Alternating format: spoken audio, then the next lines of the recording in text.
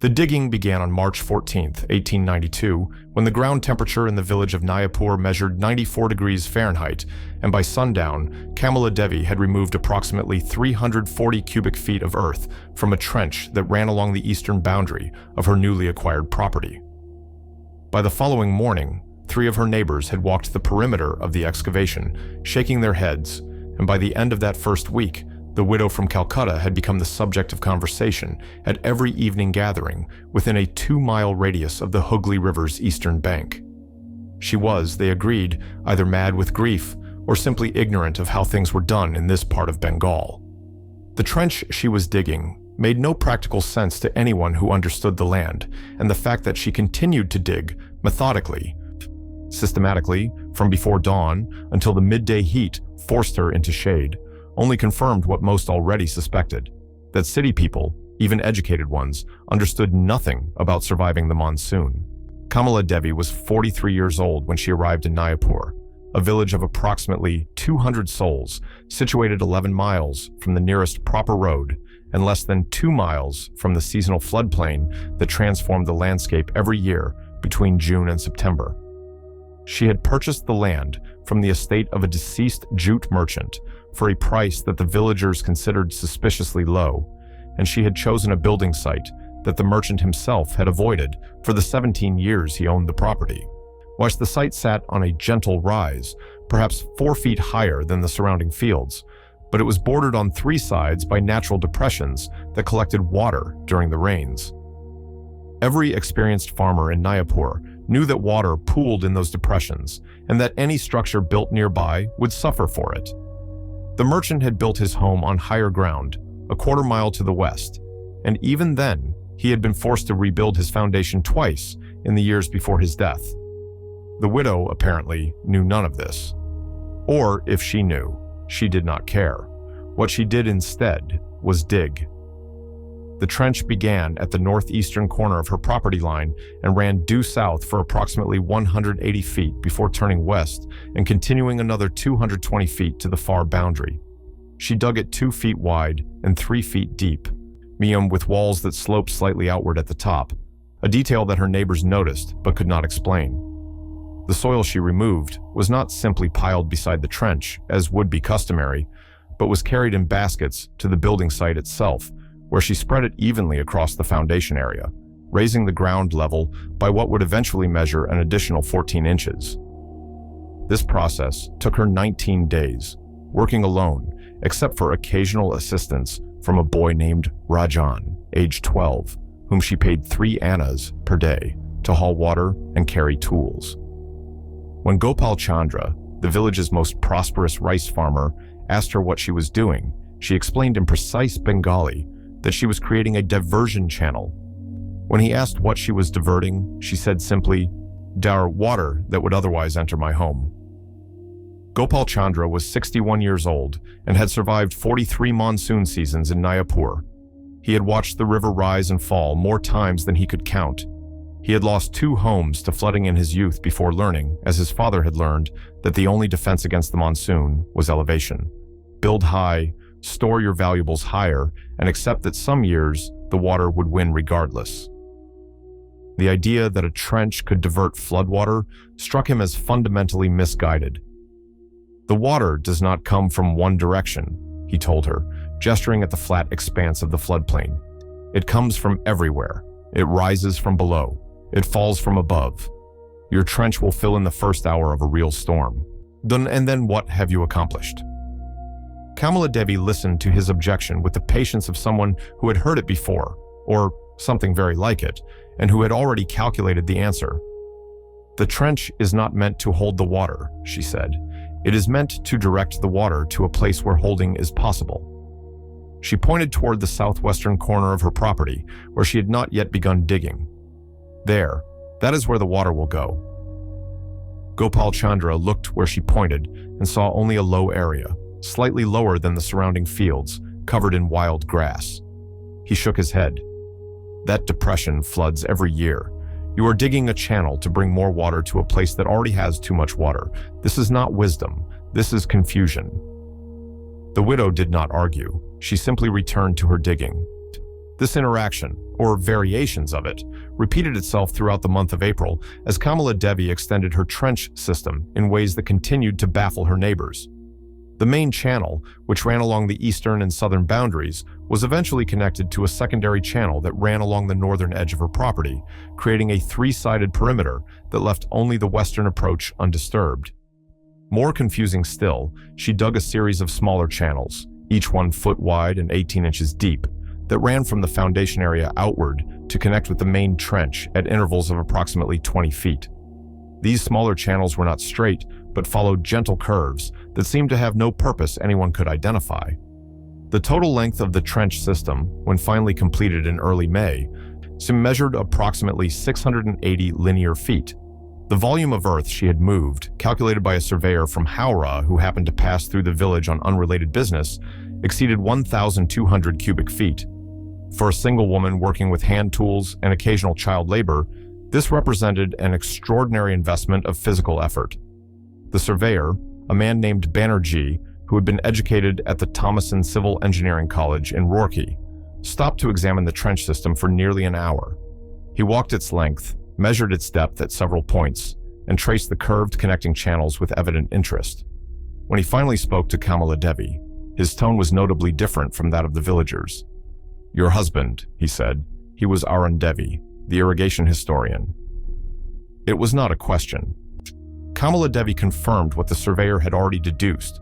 Arun Devi had spent 23 years studying the water management systems of ancient India, from the stepwells of Gujarat to the tank irrigation networks of Tamil Nadu to the sophisticated drainage systems that had been discovered in the ruins of the Indus Valley civilization. He had published 14 papers on the subject in engineering journals from Calcutta to London. He had corresponded with irrigation officials across the subcontinent, and he had died of cholera in 1889, leaving his widow with his notebooks, his maps, his calculations, and an understanding of water management that was, in certain respects, more advanced than anything being practiced in Bengal at the time. The surveyor Banerjee stayed in Nayapur for 3 days, and during that time, he became the first person, other than Kamala Devi herself, to understand what she was actually building. The trench system was not, as the villagers assumed, a simple barrier meant to block floodwater, an approach that Banerjee agreed would be useless against the monsoon's overwhelming volume. Instead, it was a pressure relief system based on principles that Arun Devi had documented in his studies of Dholavira, a 4,000-year-old city in the Rann of Kutch, where ancient engineers had managed water with a sophistication that modern planners were only beginning to appreciate. The key insight, Banerjee explained to Gopal Chandra and several other curious villagers, was that floodwater does not behave like a static pool. It moves. It seeks the path of least resistance. And if you provide it with an easier path, a channel that slopes gently downward, that curves to reduce erosive force, that leads to a designated collection area, the water will take that path preferentially, reducing the pressure on the areas you wish to protect. But the main trench is level, Gopal Chandra objected. I watched her dig it. She used a plumb line and a water level. There is no slope. The main trench is level, Banerjee confirmed, but the bottom is not uniform. Look closely. He led the small group to the eastern trench and pointed into its depths. At first glance, the trench bottom appeared flat, just compacted earth, darker than the surrounding soil due to moisture retention. But when Banerjee dropped a small amount of water from his canteen onto the surface, the water did not pool. It moved, slowly but perceptibly, toward the south. She has created a gradient of approximately 1/4 inch per 20 feet, Banerjee said. Invisible to the eye but sufficient to direct water flow, the entire system is designed to collect water from the 3 exposed sides of the property and channel it toward the southwestern depression, where it can pool without threatening the foundation. The villagers absorbed this information with varying degrees of skepticism. The idea that such subtle engineering could matter during the chaos of a monsoon flood seemed implausible. When the rains came in earnest, the water rose to heights measured in feet, not fractions of inches. The river overflowed its banks and spread across the plain in a sheet that could stretch for miles. Against such force, what difference could a 1/4 inch gradient make? Banerjee understood their doubt. He had seen floods himself, had watched villages disappear beneath brown water while rescue boats searched for survivors clinging to rooftops. The monsoon was not a problem to be solved with clever engineering. It was a force to be endured. But he also understood something the villagers did not, that Kamala Devi was not trying to defeat the flood. She was trying to manage the first critical hours, the period when water rose most rapidly, when the difference between dry and flooded was measured in inches, when a well-designed drainage system could buy time that a poorly designed one could not. Consider what happens when the rain begins, Banerjee said. The water falls everywhere, yes, but it does not stay everywhere. It flows downhill, seeking the lowest point. For the first hour, perhaps 2 hours, the water level rises slowly because the ground itself is absorbing moisture. During this period, the trenches are already working. They are collecting water that would otherwise pool around the foundation. They are directing it away toward the depression where it can accumulate without causing harm. And after 2 hours? Gopal Chandra asked. After 2 hours, if the rain is heavy enough, the ground becomes saturated. Water can no longer be absorbed. The trenches fill. And yes, at that point, the system's capacity is exceeded. So she will flood anyway. Perhaps, but she will flood later than she would have without the system. And in a flood, time is everything. Time to move valuables to higher shelves, time to secure livestock, time to prepare for evacuation if necessary. The system does not prevent flooding, it delays it. And delay in a flood is often the difference between loss and survival. Banerjee departed the following morning, leaving behind a village that remained divided on the widow's project. Some, like Gopal Chandra, maintained that no amount of clever engineering could substitute for the simple wisdom of building on high ground, a wisdom the widow had explicitly rejected by choosing her building site. Others, particularly the younger farmers who had some exposure to modern education, were intrigued by the surveyor's explanation and began paying closer attention to the construction that continued throughout May. Because Kamala Devi was not finished. The trench system was only the first phase of her design. So if you find value in stories that preserve practical wisdom, the kind of knowledge that was developed through careful observation and passed down through generations before being forgotten by modern convenience, then I hope you will consider subscribing to this channel. Every subscription helps ensure that these accounts of ingenuity and survival continue to reach people who appreciate them. The second phase of Kamala Devi's construction began on May 3rd and focused on the building itself. The foundation she laid was unusual in several respects. First, she did not simply level the ground and build upon it, as was standard practice in the region. Instead, she created what she called a raised plinth, a solid platform of compacted earth and fired brick that elevated the floor level approximately 22 inches above the surrounding grade. This elevation, combined with the 14 inches she had already added by spreading excavated soil across the site, meant that her floor would sit nearly 3 feet higher than the original ground level. Second, she constructed the foundation walls not as solid barriers, but as permeable structures with gaps at regular intervals near ground level. These gaps, each approximately 4 inches wide and 6 inches tall, were positioned to align with the curved channels that connected the foundation area to the main trench system. Their purpose, as she explained to anyone who asked, was to allow water that accumulated inside the building to drain outward rather than pooling against the walls. This was counterintuitive to villagers who thought of walls as barriers meant to keep water out. But Kamala Devi understood something that her neighbors did not, that in a severe flood, keeping water out entirely was impossible. The goal was not exclusion, but management. Water would enter any structure if the flood was high enough. The question was whether that water would accumulate, rising inch by inch until it damaged everything above the floor level, or whether it would drain away as quickly as it entered, maintaining a tolerable equilibrium until the flood receded. The gaps in her foundation walls were designed to ensure the latter. Third, she specified that the floor itself be constructed of fired brick rather than the packed earth that was common in village construction. This decision was expensive. Fired brick cost roughly 12 times as much as packed earth per square foot, but it provided 2 critical advantages. Fired brick would not dissolve or erode when exposed to standing water, as packed earth inevitably did. And fired brick could be cleaned and dried after a flood without the permanent damage that water-saturated earth floors suffered. The total cost of Kamala Devi's foundation work, including materials and the labor of 3 masons she hired from Howrah, came to approximately 340 rupees, a sum that represented nearly 1/5 of the total inheritance she had received from her husband's estate. Several villagers, upon learning this figure, concluded that the widow was not merely eccentric, but financially reckless. 340 rupees could have purchased a perfectly adequate home on higher ground, one that would require no elaborate trenches or expensive foundations. By investing so heavily in flood protection for a site that was inherently vulnerable, she was, in their view, compounding one mistake with another.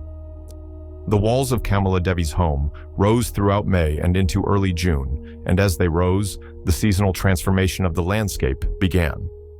The pre-monsoon heat intensified, driving midday temperatures above 105 degrees Fahrenheit and baking the earth to a hardness that made agricultural work nearly impossible.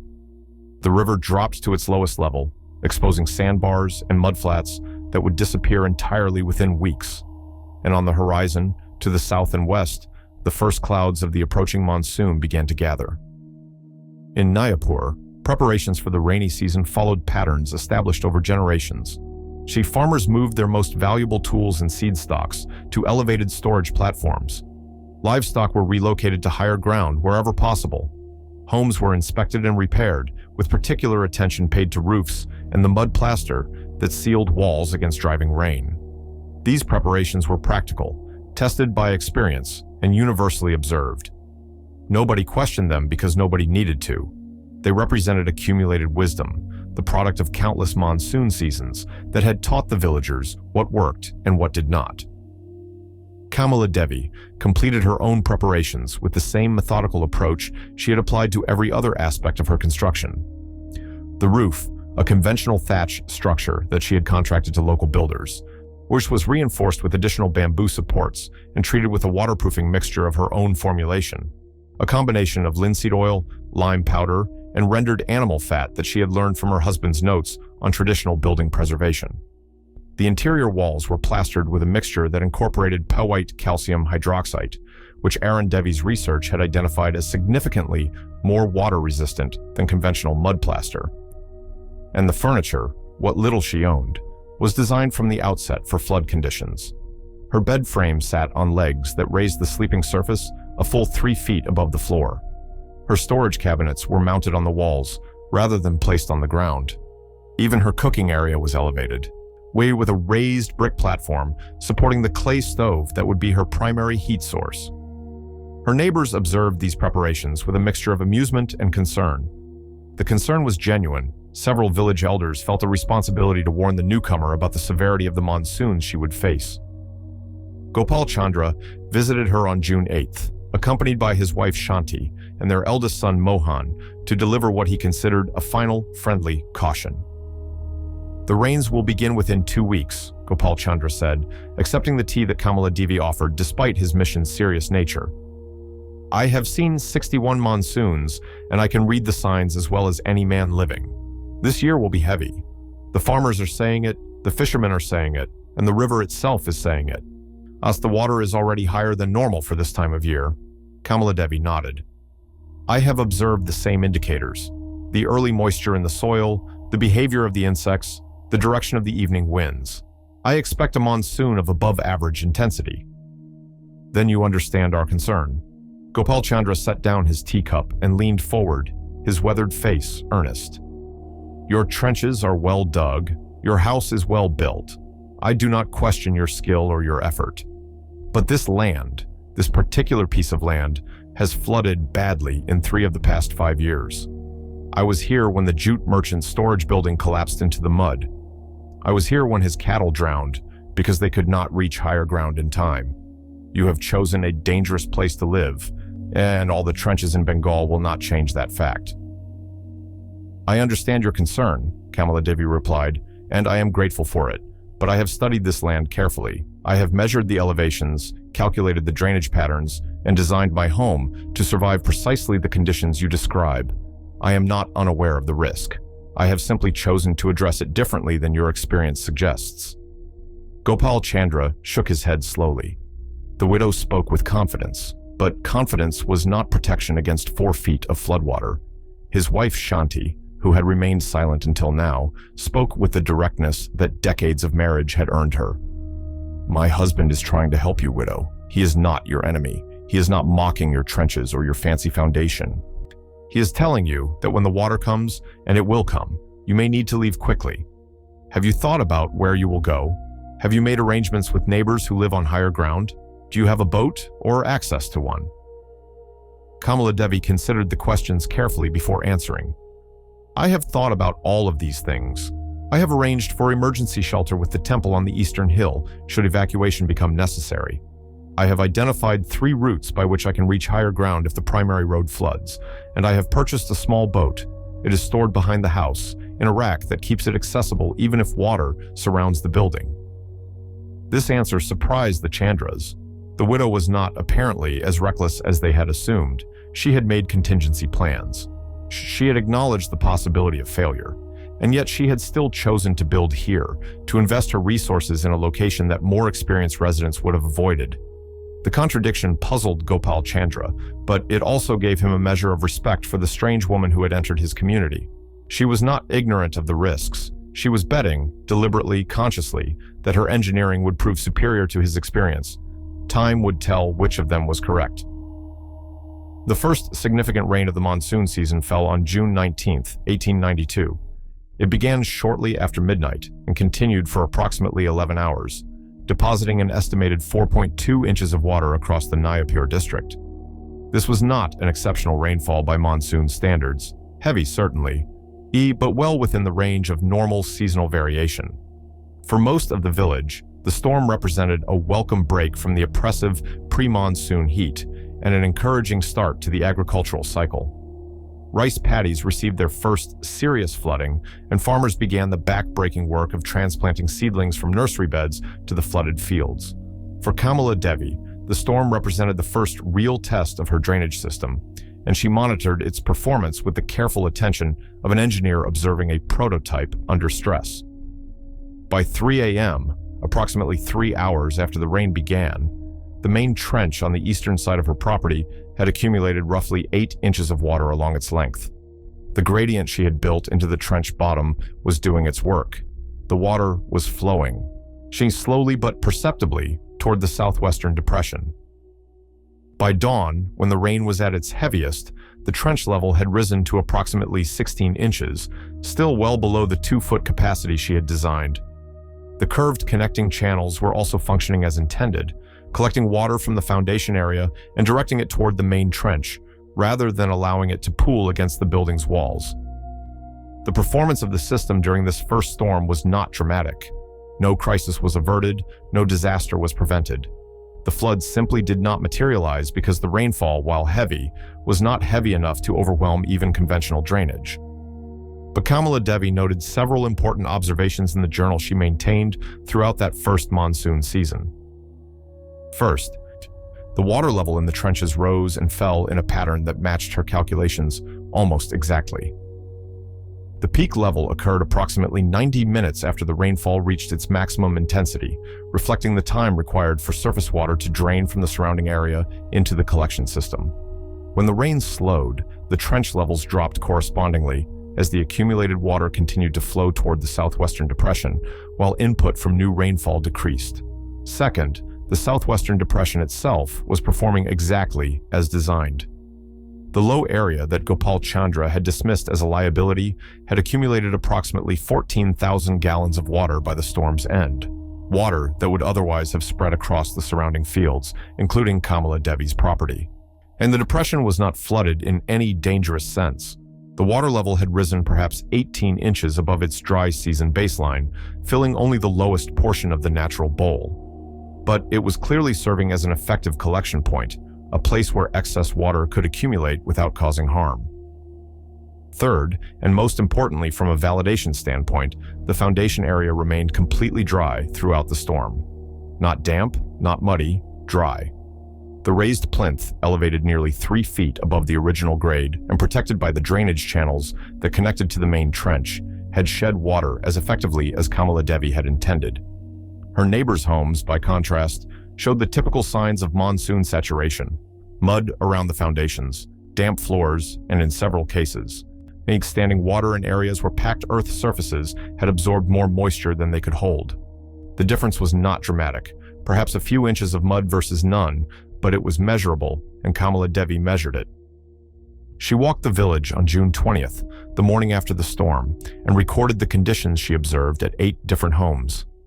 Her notes, preserved among her papers, show a systematic comparison: depth of standing water near foundations, condition of floor surfaces, evidence of drainage, or lack thereof. She did not share these observations with her neighbors. She understood that a single moderate storm proved nothing, and that claiming victory too soon would only deepen the skepticism she already faced. But she recorded them for her own reference, building a database of evidence that would either validate or refute her engineering as the monsoon season progressed. The second significant storm arrived on July 2nd, and it was considerably more severe than the first. Rainfall began at approximately 4 p.m. and continued for 31 consecutive hours, depositing an estimated 9.8 inches across the district. This was an exceptional rainfall, heavy even by monsoon standards, and it tested the village's preparedness in ways that the first storm had not. The river rose approximately 7 feet during this period, overflowing its banks in several low-lying areas and flooding the rice paddies well beyond the levels required for cultivation. Several homes in the village sustained damage. One family, the Mukherjees, has lost a storage shed that collapsed when its foundation washed out from under it. Another family, the Sens, was forced to evacuate when floodwater entered their home through gaps in the poorly maintained floor. Nobody died. The village's experience with monsoons meant that warning signs were heeded and evacuations were orderly, but the storm demonstrated that this would not be an average year for flooding. If you have been following this account of practical engineering applied to real survival challenges, I would appreciate it if you would take a moment to like this video and share it with others who might value this type of content. The algorithms that determine what stories reach audiences favor engagement, and your support helps ensure that accounts of applied wisdom continue to find their way to people who appreciate them. The Kamala Devi system was tested significantly during the second storm, and for the first time, her neighbors began to pay serious attention to the results. The main trench filled to near capacity during the storm's peak intensity. Water reached approximately 22 inches of the 24-inch depth, leaving only a narrow margin before overflow would have occurred.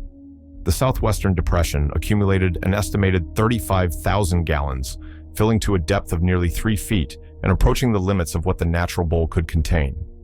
But the foundation remained dry, not damp, not merely tolerable, dry. The drainage channels connecting the foundation area to the main trench continued to function throughout the storm, removing water faster than it accumulated and maintaining conditions that were, by any objective measure, better than those experienced by the widow's closest neighbors. Mohan Chandra, the eldest son of Gopal Chandra, was among the first to acknowledge what he was observing. Mohan was 34 years old, educated through the 10th standard at a mission school in Howrah, and more receptive to new ideas than his father's generation. He had watched the widow's construction with initial skepticism that had gradually transformed into curious interest, and during the July 2nd storm, he made a point of walking past her property to observe the system in action. What he saw surprised him. The water in the main trench was moving, not sitting, not pooling, moving. A steady current, barely perceptible but unmistakably present, carried water along the trench toward the southwestern depression, while the curved connecting channels that had seemed so pointless when the widow dug them were clearly functioning as designed, directing water away from the foundation area and toward the collection point. And the foundation itself, raised and drained, as the widow had specified, was visibly drier than the surrounding ground, an island of relative stability in a landscape of mud and standing water. Mohan returned home and reported what he had observed to his father. Gopal Chandra listened, but remained unconvinced. "One storm proves nothing," he said. "The real test will come later, when the river rises properly. These early rains are preparation, not the main event." This was true, and Kamala Devi would have agreed with the assessment. The July 2nd storm had been severe, but it had not represented the worst that the monsoon could deliver. The river had risen, but it had not reached flood stage. The depression had filled, but it had not overflowed. Her system had performed well under pressure, but it had not yet been tested at the limits of its designed capacity. That test would come. The monsoon of 1892 was building towards something exceptional, and the signs were becoming visible to anyone who knew how to read them. The month of July continued with rainfall that exceeded historical averages by approximately 40%. The river, which normally reached its seasonal peak in late August, was already running high by mid-July, and the rice paddies that should have been carefully managed at optimal flooding levels were instead struggling with water depths that threatened to drown the young plants. Farmers worked frantically to adjust irrigation channels and drainage patterns, but the sheer volume of water overwhelmed systems designed for normal conditions. 3 families in Nayapur lost significant portions of their rice crop to flooding during this period, a financial blow that would echo through the following year when debts came due and rice stores ran low. Against this backdrop of agricultural struggle, Kamala Devi's property remained conspicuously stable. Her trenches continued to function, directing water away from the foundation and toward the southwestern depression, which had become a semi-permanent pond that drained slowly between storms, only to refill with each new rainfall. Her foundation remained dry. Her home, now fully completed and inhabited, showed none of the moisture damage that was beginning to appear in older village structures, the cracked plaster, the rotting thatch, the mildewed interiors that were common consequences of prolonged monsoon exposure. The villagers noticed. They could not help but notice. A woman who had arrived barely 6 months ago, who had ignored their advice and built on land they had warned her against, was somehow faring better than families who had lived in Nayapur for generations. It was difficult to attribute this success to luck alone. The engineering was visible, the results were measurable, and the contrast with neighboring properties was becoming more pronounced with each passing week. The first formal acknowledgement of the widow's success came from an unlikely source, Anand Mukherjee, the man whose storage shed had collapsed during the July 2nd storm. Anand was 53 years old, a farmer of moderate prosperity and strong opinions, and he had been among the most vocal skeptics of Kamala Devi's construction methods. He had stated publicly, on multiple occasions, that the widow was wasting her money on trenches that would fail when they were needed most, and that her fancy Calcutta ideas would not survive their first real encounter with Bengal's monsoon. The collapse of his own shed had sobered him. The structure had been built according to traditional methods, packed earth foundation, bamboo frame, thatch roof, and it had served him adequately for 11 years before the 1892 monsoon destroyed it in a single night. Anand had lost approximately 200 rupees worth of tools and supplies when the shed went down, so a significant sum for a farmer of his means. In the aftermath, as he salvaged what could be salvaged and contemplated the cost of rebuilding, he began to reconsider his assumptions. He visited Kamala Devi on July 18th, not to mock or to warn, but to ask questions. He wanted to understand how her trenches worked, why her foundation had remained dry, and whether the principles she had applied could be adapted to his own rebuilding efforts. Kamala Devi received him politely and answered his questions with the same precision she had applied to her construction. She showed him the gradient in the trench bottom, the gaps in the foundation walls, the permeable layer beneath the brick floor that allowed groundwater to drain rather than accumulate. She explained the mathematics, the volume of water the system could handle, so the flow rates required to maintain equilibrium, the relationship between trench capacity and collection area volume. Anand listened carefully, asked clarifying questions, and departed with a notebook full of measurements and diagrams. He did not announce his conversion to the widow's methods, but over the following weeks, the trench he dug around his rebuilding site bore an unmistakable resemblance to the one she had designed. Other villagers observed this development with mixed reactions. Some saw it as vindication of the widow's approach. If Anand Mukherjee, a stubborn traditionalist, was adopting her methods, perhaps there was something to them after all. Others saw it as premature surrender, an abandonment of proven traditions in favor of untested innovations that might fail spectacularly when the real flooding arrived. The debate continued through the second half of July, intensifying as the river continued to rise and the forecast for August grew increasingly ominous. The monsoon of 1892 was shaping up to be one of the most severe in living memory, and the question of which approach, traditional or innovative, would prove more effective was about to be answered definitively. The crisis began on August 4th, when the first of 3 consecutive storm systems struck the Bengal coast. This initial storm deposited approximately 7.3 inches of rain over a 26-hour period, raising the river to within 3 feet of flood stage and saturating the already waterlogged ground to the point where additional absorption was impossible. The second storm arrived on August 7th, before the effects of the first had fully dissipated. It was more intense than its predecessor, 8.9 inches over 19 hours, and it pushed the river over its banks in several low-lying sections. Flooding in Nayapur remained localized, affecting primarily the areas closest to the river, but the warning signs were unmistakable.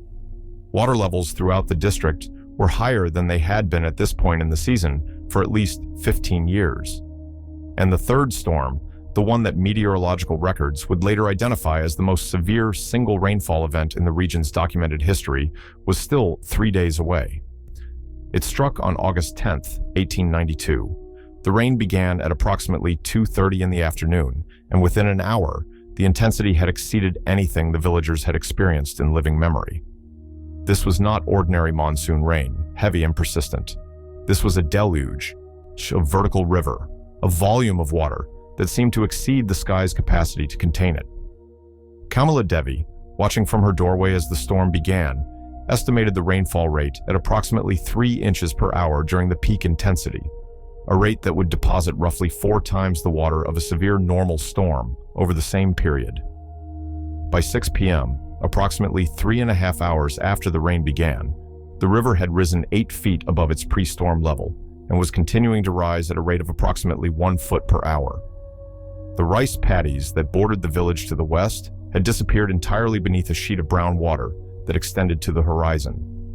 The low-lying areas east of the village, including the seasonal floodplain that Gopal Chandra had warned Kamala Devi about, were flooding rapidly as water backed up from overwhelmed drainage channels and spilled across the landscape. At 7:15 p.m., the first evacuation began. The Biswas family, whose home sat at the lowest point in the village proper, abandoned their property when water reached the threshold of their doorway. They waded through knee-deep flooding to reach higher ground, carrying what possessions they could manage and leaving behind everything else. By 8 p.m., 3 more families had followed, and the village temple on the eastern hill, the same temple where Kamala Devi had arranged emergency shelter, was beginning to fill with refugees. The rain did not stop. It continued through the evening, through the night, through the following dawn, and into the morning of August 11th. The total rainfall for the 38-hour storm would later be measured at 23.7 inches, an amount that exceeded the previous single storm record for the region by more than 6 inches. Combined with the rainfall from the 2 preceding storms, the village had received approximately 40 inches of rain in 11 days, roughly 60% of a normal year's total precipitation compressed into less than 2 weeks. During this extended crisis, Kamala Devi's drainage system was tested at and beyond its designed capacity. The main trench filled completely within the first 4 hours of the storm, and for the first time, water overflowed the trench walls and spread across the surrounding ground. The southwestern depression, which had served as an effective collection point throughout the earlier storms, reached capacity by approximately midnight on August 10th and began to overflow as well. The system was being overwhelmed. This was not unexpected. No drainage system could handle unlimited water volume, and the August 10th storm exceeded any reasonable design parameters. The question was not whether the system would eventually fail, but whether it would delay flooding long enough to matter, whether the extra hours or minutes it provided would make a measurable difference in the protection of life and property. The answer, as events would prove, was yes. At 3 a.m. on August 11th, approximately 12 hours into the storm, Kamala Devi conducted a careful survey of conditions both inside and outside her home. The main trench, though overflowing, was still functioning. Water continued to flow along its length toward the collection area, as maintaining a current that prevented complete stagnation. The connecting channels that drained the foundation area were partially submerged, but still operative, visible as lines of moving water within the general flooding. And the foundation itself, raised 22 inches above the surrounding grade and protected by the permeable drainage layer beneath the brick floor, remained dry. Water stood 6 inches deep around the perimeter of the building, lapping against the raised foundation walls. But inside, where Kamala Devi stood conducting her observations, the floor was dry, This represents the most critical validation of the entire system, the moment when the engineering either proved itself or failed. And in the case of Kamala Devi's carefully designed flood management approach, the engineering proved itself. If this type of content, accounts of applied wisdom, practical innovation, and survival through preparation, provides value to you, I would be grateful if you would subscribe to this channel and enable notifications for new uploads.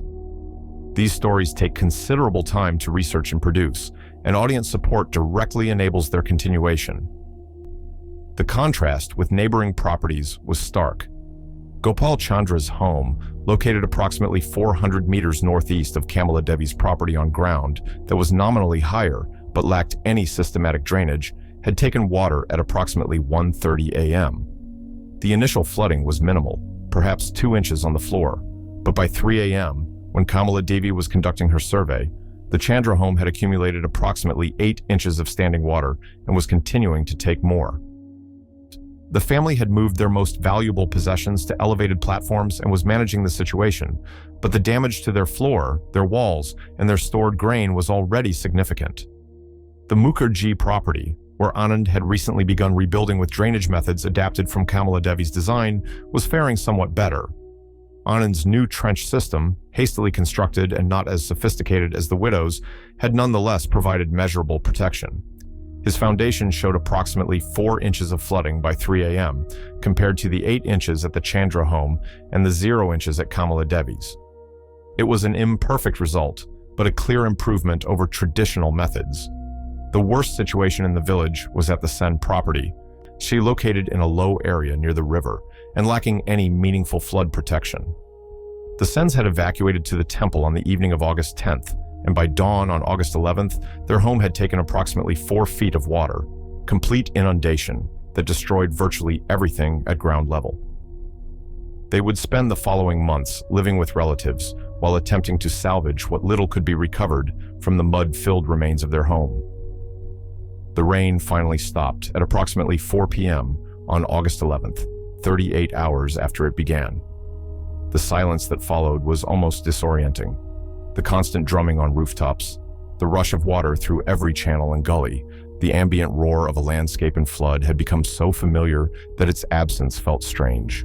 The villagers who had sheltered through the storm emerged slowly, cautiously, to assess the damage that the monsoon had inflicted. The scene that greeted them was one of devastation. Approximately 1/3 of the village's structures had sustained significant flood damage. 2 homes had collapsed entirely, their foundations undermined by water that had pooled and eroded around them for hours. One elderly woman, Prabhavati Day, had died during the night, not from drowning, but from exposure and shock, after spending 12 hours on the roof of her home waiting for rescue that arrived too late. The rice crop, which had already been struggling with excess water, was now almost certainly destroyed. Agricultural losses alone would be measured in the thousands of rupees, and the human cost, displacement, property damage, was loss of stored food and seed would echo through the community for years. Against this backdrop of catastrophe, Kamala Devi's survival was not triumphant, but simply stark. Her home stood untouched while others had fallen. Her floor remained dry, while neighbors had waded through feet of water. Her stored goods were intact, while others had lost everything at ground level. She had not escaped the storm. No one who lived through August 10th and 11th, 1892, could claim to have escaped it, but she had endured it with losses that measured 0 rupees in property damage and 0 hours of displacement from her home. The first visitor to her property after the storm ended was Gopal Chandra. He arrived at approximately 6 p.m. on August 11th, his clothes still damp from the flooding his own home had sustained, seeing his face showing the exhaustion of a man who had spent the night moving possessions to ever higher platforms as water rose around him. He did not speak at first. He simply walked the perimeter of the widow's property, examining the trench system, observing the water levels, noting the condition of the foundation walls. When he finally stopped, standing at the southwestern corner where the overflow from the collection depression was slowly draining toward lower ground, he shook his head slowly. "I have seen 61 monsoons," he said, his voice quiet. "I told you that your trenches would fill in the first hour. I told you that water comes from everywhere and that nothing can stop it." "You did tell me that," Kamala Devi acknowledged. "I was not wrong that the trench is filled. I was not wrong that water comes from everywhere. But I was wrong about what would happen next." He gestured at her foundation, dry and stable, while his own home sat in 8 inches of accumulated mud. "Your husband's books, the old systems he studied, they knew something we had forgotten." It was, perhaps, the most gracious concession that Gopal Chandra had ever made in his 61 years, an acknowledgement that experience, however extensive, could be incomplete. That tradition, however venerable, could be improved. That a widow from Calcutta, building on land he had warned her against, had understood something about water that he, for all his years of monsoon survival, had not. The days following the August storm saw a rapid transformation in village attitudes toward Kamala Devi's methods. The contrast between her experience and that of her neighbors was too stark to ignore, and too consistent to attribute to luck. Farmers who had mocked her trenches 6 months earlier now asked to examine them closely, measuring depths and gradients, studying the curved connecting channels, querying the widow about the principles that had guided her design. Anand Mukherjee, whose partially completed drainage system had provided measurable but imperfect protection, returned to seek additional guidance. His trenches had been adequate for early monsoon storms, but had proven insufficient for the August crisis. He wanted to understand what refinements would bring his system closer to the effectiveness that Kamala Devi had demonstrated. The widow answered his questions patiently, explaining that his gradient had been too shallow and his collection area too small, and that the connecting channels he had omitted would have provided critical supplementary drainage during peak flooding. Within a month of the August storm, 5 additional households in Nayapur had begun digging trench systems based on Kamala Devi's design. Some of these were new construction, replacing homes destroyed in the flooding. Others were retrofit installations, trenches dug around existing structures that had proven vulnerable. Not all of these systems were constructed with the precision that Kamala Devi had applied to her own. The gradients were often approximate, the collection areas sometimes inadequate, the connecting channels frequently omitted, but the basic principle had taken root. Water could be managed, flooding could be delayed, preparation could make the difference between survival and disaster. The autumn of 1892 passed with the village engaged in recovery and rebuilding. The rice crop was lost, as farmers had predicted, and the winter that followed would be lean. But there were no additional casualties, and the lessons of the August storm had been absorbed with unusual speed for a community traditionally resistant to change. By the time the monsoon of 1893 arrived, approximately 20% of the village's structures had some form of drainage system installed, and that percentage would increase in subsequent years, as the effectiveness of the approach was demonstrated repeatedly. Kamala Devi did not seek credit for this transformation. She continued to live quietly in her carefully engineered home, maintaining her trench system, answering questions from neighbors who sought to understand her methods, and conducting the routine of a widow's life in a rural Bengal village. She corresponded occasionally with the surveyor Banerjee, who visited Nayapur twice more over the following years to document the spread of drainage practices he had observed in their early stages. She maintained the notebooks her husband had compiled, adding her own observations about the practical application of principles he had studied only in historical context.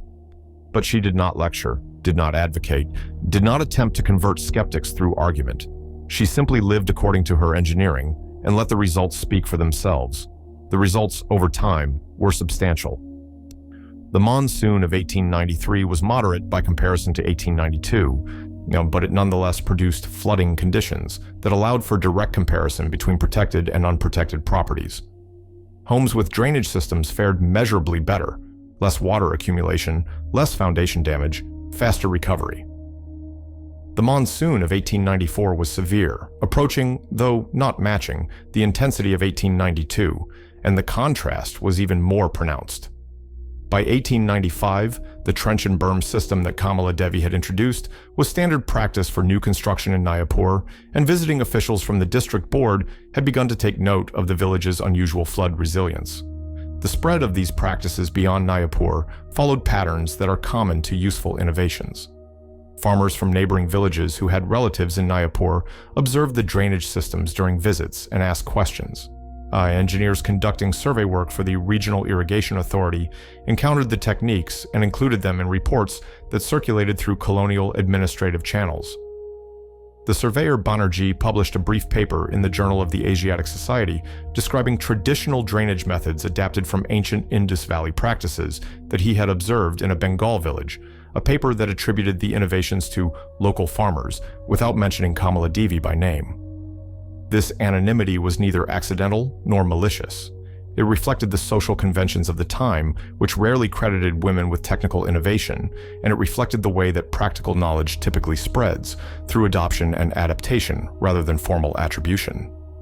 The farmers in neighboring villages who dug trenches based on descriptions from their Nayapur relatives did not know that the techniques originated with a widow from Calcutta. The engineers who incorporated similar drainage principles into regional irrigation planning did not trace their lineage to Arun Devi's notebooks. The knowledge spread because it worked, and its origins became invisible in the process. Kamala Devi lived for 23 more years after the monsoon of 1892.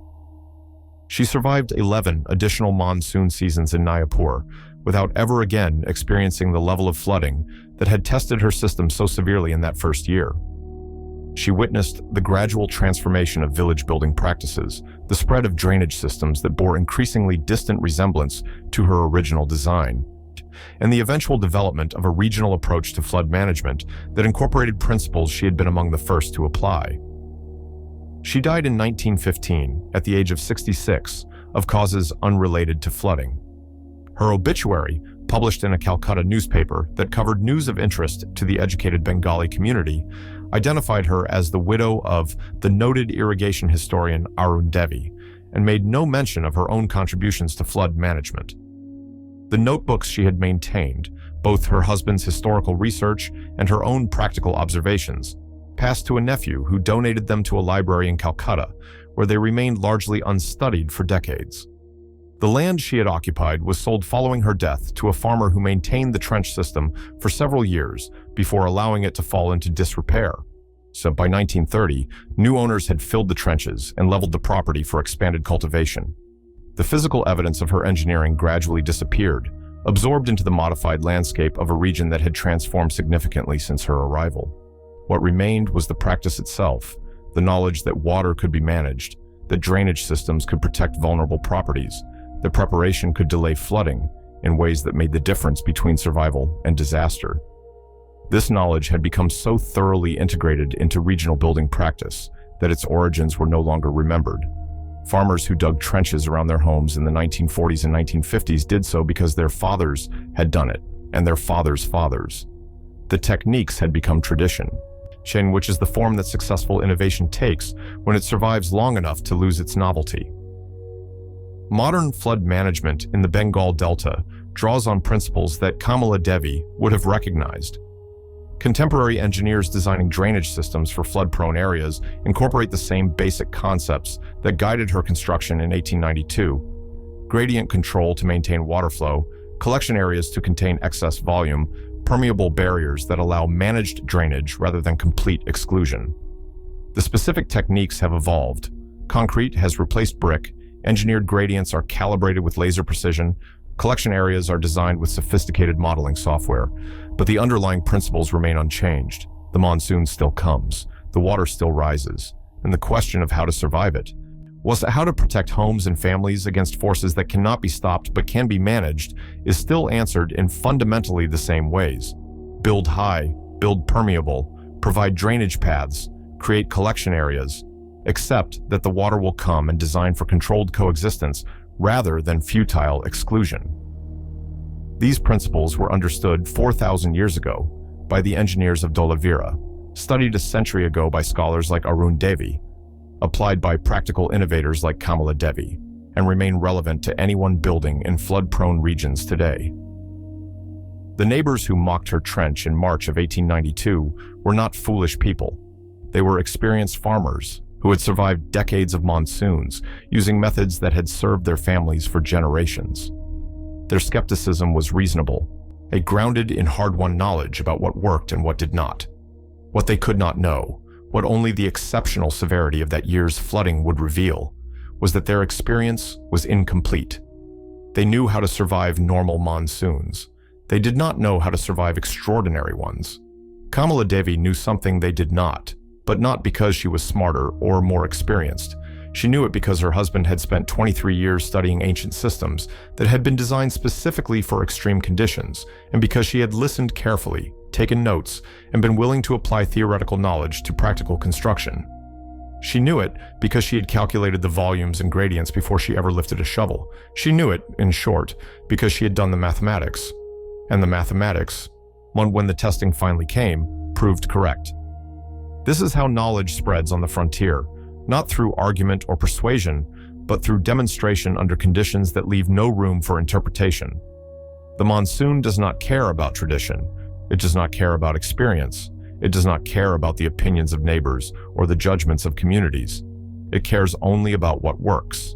And what works, when the waters rise and the rains continue, and the margin between survival and disaster narrows to inches and minutes, is preparation. What works is engineering.